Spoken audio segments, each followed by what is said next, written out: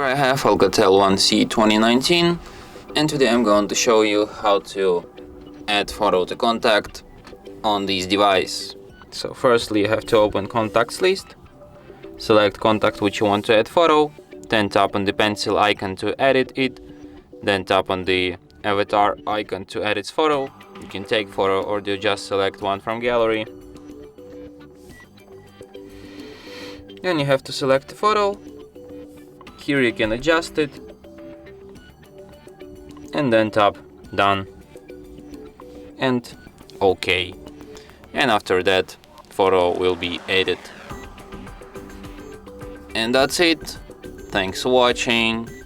If you find this tutorial useful, don't forget to hit that like button and subscribe to our channel.